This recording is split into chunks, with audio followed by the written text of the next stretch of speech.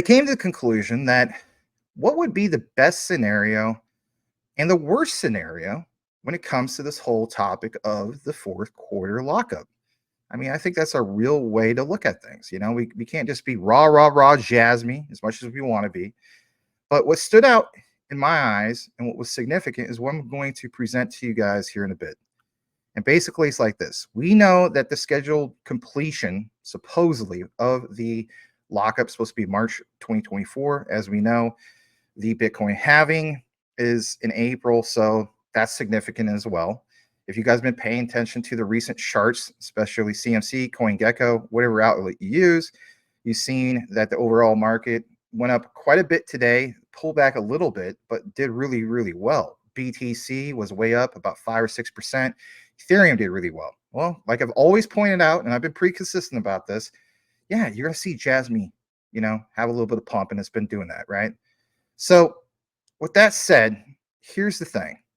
This whole thing of the Q4 lockup has definitely generated a lot of speculation, a lot of debate within, of course, the Jasmy community, but even the crypto community, right? Like people who are not necessarily part of a community, about like, is this a nothing burger? Is it a big deal? But I'm going to give you guys a breakdown of the potential best and even worst case scenario in regards to some points to consider. So if this is your thing in regards to the fourth quarter lockup, relax and take notes, like Biggie Smalls would say. So in my little outline research, here's the best case scenario. And here it is.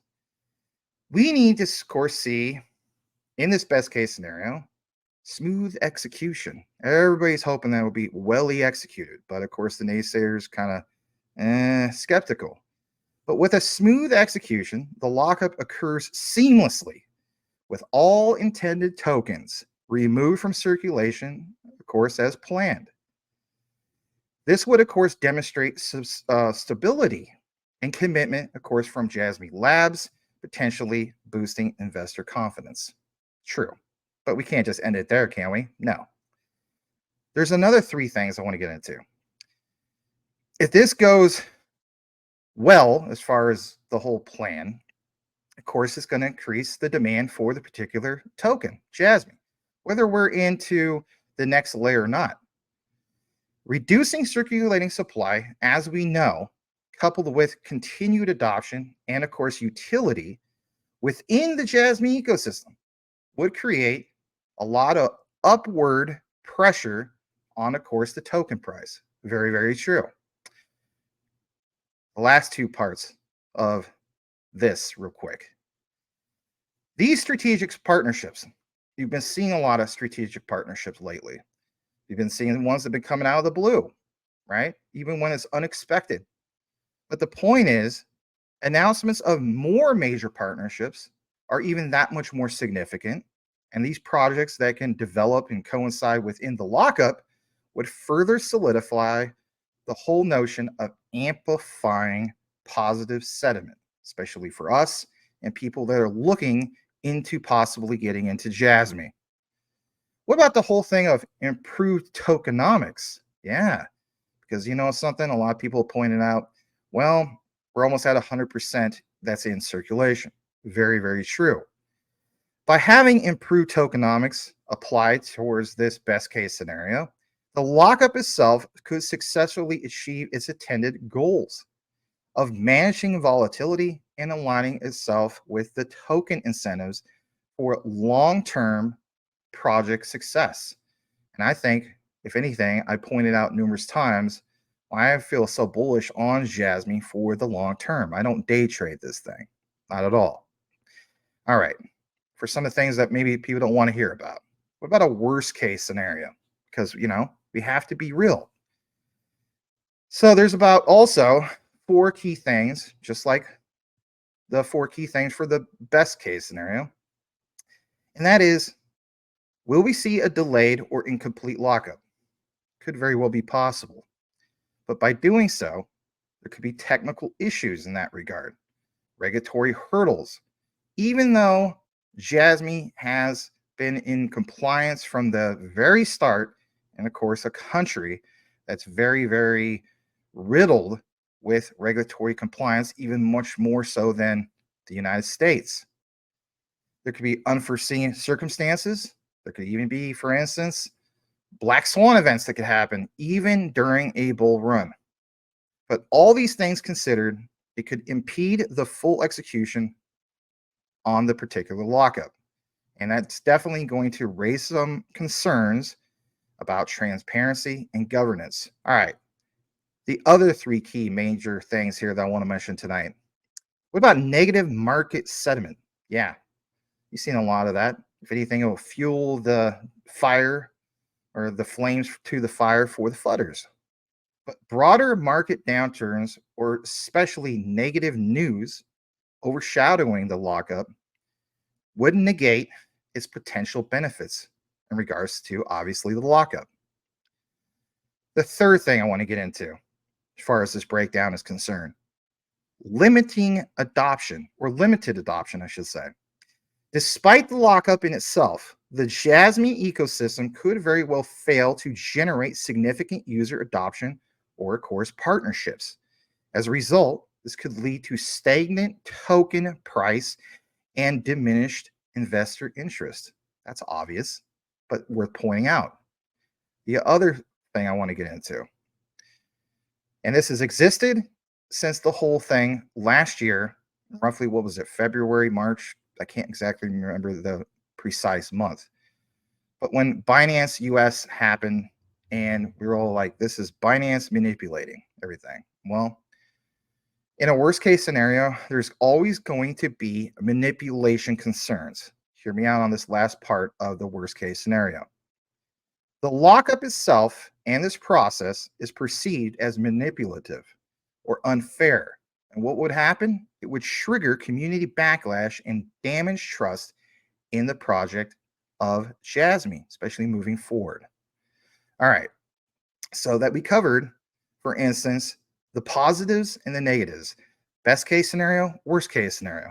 Now, listen to this for a second before we get to the next topic.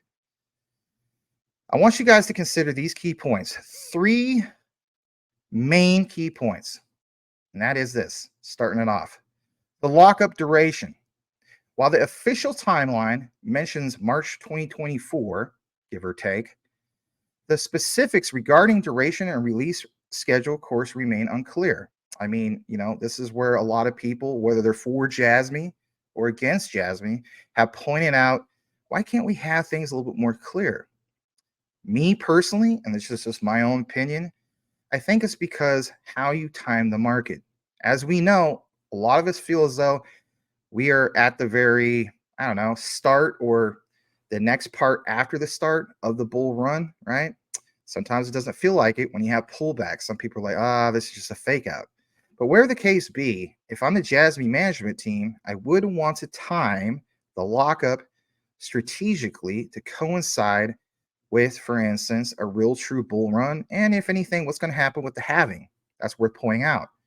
Clarity on these details are, of course, crucial for accurate assessment. Very, very true. Now, this next key point I want to get into. What about the utility and the partnerships? Now, you guys know me. I talk about, for instance, research up the wazoo, connecting the dots, especially here tonight. It's going to reconfirm some of those things. But Jasmy's utility and even the partnerships they're connected to would be the utility in motion through, for instance, those partnerships. The true impact of the lockup depends, I would say, heavily on the progress and adoption, of course, of the Jasmy ecosystem. Solid partnerships demonstrate utility, and those, of course, are crucial or even essential for sustained positive outcomes. Very, very true. The third part, and we always got to mention this, back to what I was talking about earlier, market conditions. Broader market conditions and overall investor sentiment towards, of course, not just Jasmy, but cryptocurrencies in themselves will significantly influence the reception of course, the lockup and, of course, its impact on the Jasmy token price. I would totally agree with that as well. That's what I gathered. Ultimately, for you, me, and everybody else that's into Jasmy, and even the ones that are thinking about possibly getting into this, but they're like, I don't know if I trust the whole thing. Might be just pie in the sky. But the true impact of the Jasmy Q4 lockup, of course, remains uncertain. I mean, at the end of the day, I present my own key research and findings, but it's just research, it's findings. All of it remains uncertain, but it's crucial to understand and carefully consider for both you, me, and everybody else the potential benefits and a risk while avoiding overly optimistic, pessimistic predictions. Now, why I may be guilty of it too, right? I'll say something like Jasmy has the potential of doing not just 1,000x, right? We talked about, for instance, like a 5,000x. And I remember having that thumbnail a while back. And if you do the math on it, it adds up, right? As far as market cap and so on, especially when it comes to the $17 KPI target. Sounds absolutely nuts. But if everyone continuously looks at it from the broader picture and monitors the developments, community sentiment, and the broader overall picture of market trends, well, I feel as though that this in itself will be vital for understanding how the lockup unfolds and, of course, the significance for the Jasmy ecosystem. So with that said, we're going to pause on that segment because that's about the lockup. The next segment we're going to get into is the actual bombshell, in my opinion. And that has to, of course, with DFFT and, believe it or not, even the World Economic Forum, Jawohl, Oberst. So with that said, stay tuned for that.